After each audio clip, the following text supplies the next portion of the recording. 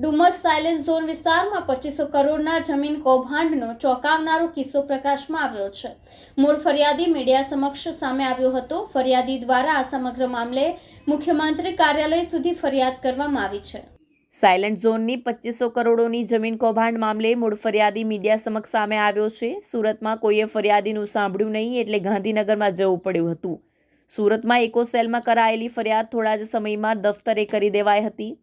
જમીન મામલે મુખ્યમંત્રીને પણ રજૂઆત કરાઈ હતી। ડુમસ અને વાટા ગામની જમીનમાં બોગસ પ્રોપર્ટી કૌભાંડમાં જિલ્લા પંચાયતના વર્ષ 2005ના બનાવટી એને રજૂ કરાયો હતો, જે બોગસ એનેના આધારે 327 પ્રોપર્ટી કાર્ડ બન્યા, જે પહેલા ફ્રીઝ કરાયા હતા, જે થોડા સમય પહેલા જિલ્લા કલેક્ટરે બોગસ એનેના ઓર્ડરના આધારે 327 બોગસ પ્રોપર્ટી કાર્ડ બન્યા તે રદ કર્યા હતા।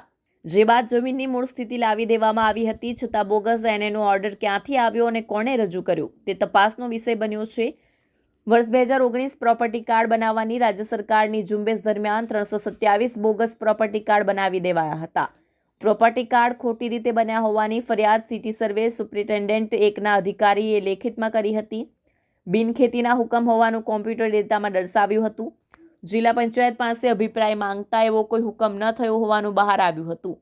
સીઆઈડી ક્રાઇમમાં ફરિયાદ કરનાર આઝાદ રામોલિયા સામે પણ આ જમીન અંગે ઇકો સેલમાં ફરિયાદ નોંધાવી હતી। મારું નામ આઝાદ ચતુરભાઈ રામોલિયા છે। શું આખી ઘટના બની હતી, ક્યારે બની હતી, કેવી રીતે અને કઈ કઈ જગ્યાએ રજૂઆત કરાઈ? આ ઘટનામાં એવું હતું કે અમારી ખેતીની જમીન ચાલી આવી છે ડુમ્મસ ગવિયર અને વાટામાં। એની અંદર 2021માં બોગસ પ્રોપર્ટી કાર્ડ બન્યા હતા। એ ફરિયાદ અમે લોકોએ કલેક્ટર, કમિશનર અને એ બધાને કરી હતી, જ્યાં એ લોકો એની પ્રોસેસ કરી, પણ અમને એનાથી થોડો સંતોષ ન થયો એટલે અમે લોકો પછી ગયા સીઆઈડી ક્રાઇમમાં, અને સીઆઈડી ક્રાઇમે આખી તપાસ 7 મહિના ચલાવીને અત્યારે એફઆઈઆર દાખલ કરી છે। કોની કોની સામે ગુનો દાખલ કરવામાં આવ્યો? ગુનો દાખલ કરવામાં આવ્યો છે સમૃદ્ધિ કોર્પોરેશનના નામે ગુનો દાખલ કરવામાં આવ્યો છે, પ્લસ એમાં એક ઓફિસર જે હતા ક્લાસ 1 ઓફિસર એના નામે છે, અને ઓફિસમાં જેટલા વર્કરો છે એના નામે કરવામાં આવે। લાંબી લડત બાદ હવે તમને શું લાગે છે આખો ન્યાય તંત્ર?